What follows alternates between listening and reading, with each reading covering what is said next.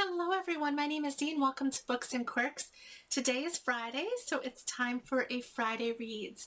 I hope you're all enjoying some good weather, and I'm just looking forward to the weekend and hopefully relaxing and as usual, doing a lot of reading as well. And yeah, so I'm just going to get right in and tell you about the books that I finished, the books that I'm still working on, and yeah, just my plans for the week. So despite my busy work week, I actually got a lot of reading done, and that was in huge part due to audiobooks. And I got a lot more done than I ever thought I would. And for the first time in my entire reading life, I finished 2 audiobooks in 1 week. I mean, that is just crazy to me because audiobooks usually take me a long time. But yeah, it was really, really good. So the first audiobook that I finished is My Name is Mahtob, the story that began the global phenomenon of Not Without My Daughter. So this is a memoir written by Mahtob Mahmuddy, who is an Iranian-American woman. And she tells the story of what happened to her when she was a little girl. So her mother is American, her father is Iranian, and she grew up in Minnesota, I think it was. And when she was 6 years old, or 5 years old, I can't remember if it was 5 or 6, her and her parents went to Iran to visit his family, and it was supposed to be a 2-week vacation. But when they got there, it was during the whole Iranian Revolution, and she basically, her father told her that they weren't going back, and he held them hostage for 2 years before they could escape. And it was like a miracle that they were even able to escape. They were monitored constantly. He was very abusive. This was in, a country and a time where women didn't have any rights. They were basically owned property. And through, what I would consider miracles, they found someone who had connections that helped them escape. I mean, it took 2 years. It took a long time, but she finally was able to escape with her daughter. And Mahtob, the daughter, is now a grown woman, obviously, because this happened in the early 1980s, I believe. So now she's telling her story for the first time. So this book was published like 5 years ago, but I've always wanted to read it, and when I saw it was available on Script as an audiobook, I just decided to go for it, and I finished it in 2 days. Can you believe that? This audiobook was phenomenal.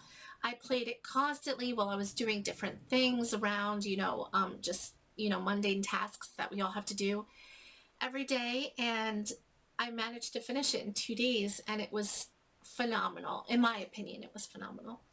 Not Without My Daughter was also made, that was the book that her mother wrote, and it was also made into a movie that I think came out in the 90s, in the early 90s, or maybe late 80s, I'm not sure, but it starred Sally Field.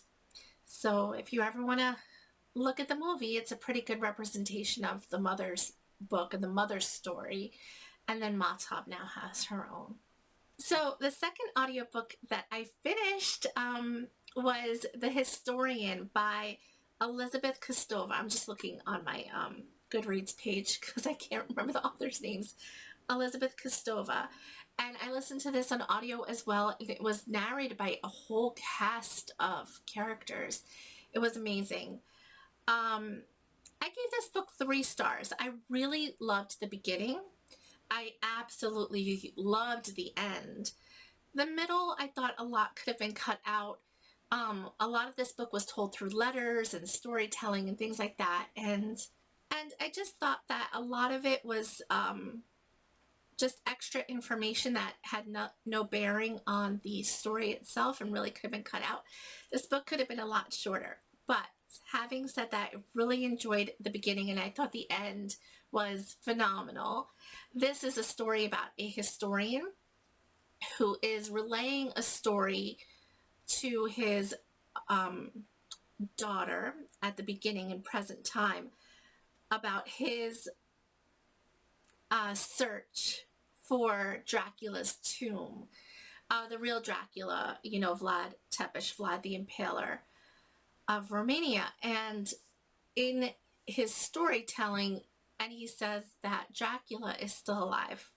Most of it is just kind of, searching for the tomb and kind of discussing where it could be and strategies for their search, their archaeological search. And then the end has, goes into a really exciting turn.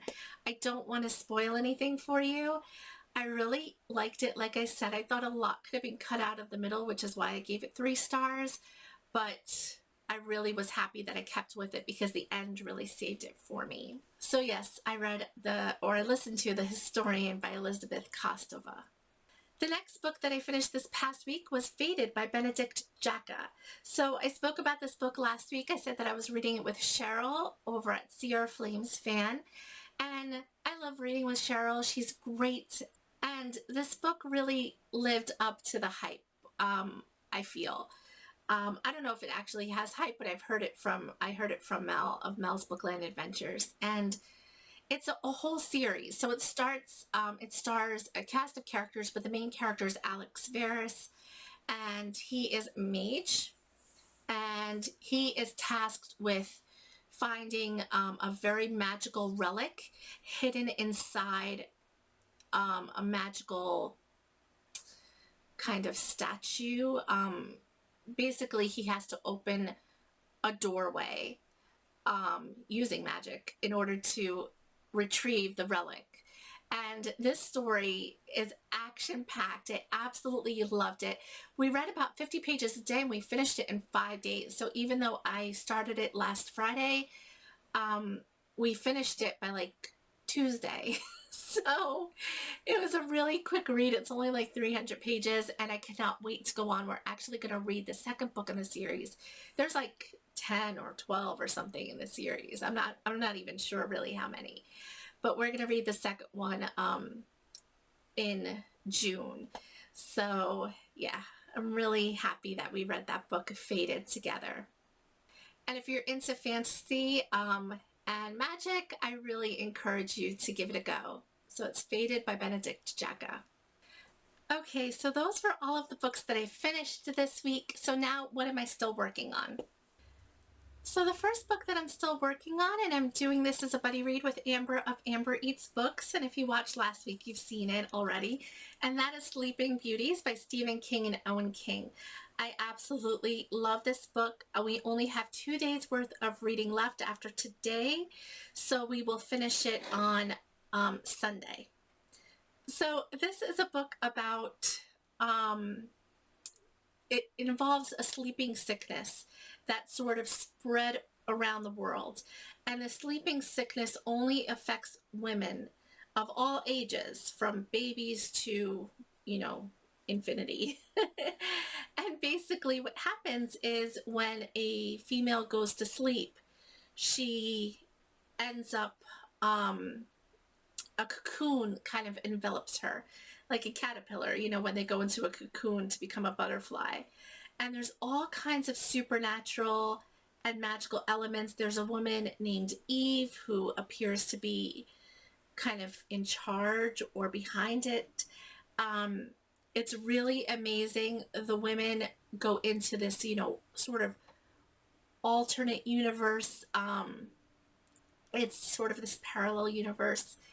I can't explain it. I think if you're interested in Stephen King, and you would really only like this if you like Stephen King, I would read the blurb because it really explains it a lot better than I ever could. But yeah, it's amazing. I absolutely love this book. I love reading with Amber because she picks up on things that, I didn't, and vice versa. And we're currently on page 600. I've already read today's reading. And by Sunday, we will read we will have read all 700 pages of it. So, yeah, so we're still reading Sleeping Beauties by Stephen King. So I did start also a standalone romance novel via ebook, and that is The Wild Heir, a Royal Standalone Romance by Karina Halley or Hale? Hal? I think it's Halley. And this is just a classic straight romance, and I've been missing romance a little bit. I haven't read a romance novel in quite some months, so I really needed that, and I plan to really pick up that genre more as the year goes forward. But I'm really happy I picked this one up. I think I heard about it through Ginger over at Ginger Reads Laney. She did sort of a romance video, and she recommended this book, and it's really good. I read 100 pages so far. It's a little under 400, so it's not big. And yeah, it's your kind of romance trope where it's kind of an arranged marriage. You know, he's of an age, his father is ailing, he is the heir to the throne, and he is tasked with marrying. And hence comes in this kind of princess that lives in obscurity, and she hates him. So it's a hate to love romance, and from what I've read so far, I think I'm gonna love it. Another book that I want to start this week, I don't know if I'll be able to finish it because it is quite a chunker, but that is The Bronze Horseman by Paulina Simmons. So this is a historical fiction, and I bought it for the purpose of ticking off one of the boxes in the Reading Through the Ages challenge. So this will be Russia after the Revolution. So this takes place in Russia around the time of World War II. And it is a love story as well. But I believe... So it takes place in Russia when Hitler's armies attack Russia and begin their unstoppable blitz to Leningrad. And she meets a man of the Red Army, and I think a romance starts from there. But I think it's more about the siege and the desperation and the fear during that time. So it's not just, I don't think it's a straight kind of just romance. I think there's a lot of other history in here, but I've heard a lot of things about this book over the years, both good and bad. So I'm going to give it a try. I've been wanting to read this for a long time to see what my opinion will be, and hopefully I really like it. So yes, I will be starting this, and we'll see how far I get by next week. I don't know if I'll get very far. We'll have to see how my work week goes, how busy I am, and how late I have to work. But anyway, those are all of the books that I finished. Those are all of the books that I'm currently reading. Let me know what you're reading. I always look for recommendations of good books.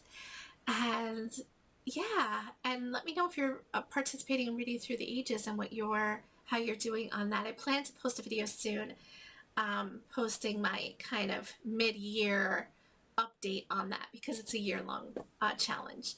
So yeah. So I hope you all have a fabulous weekend, and I will see you all very, very soon. Bye.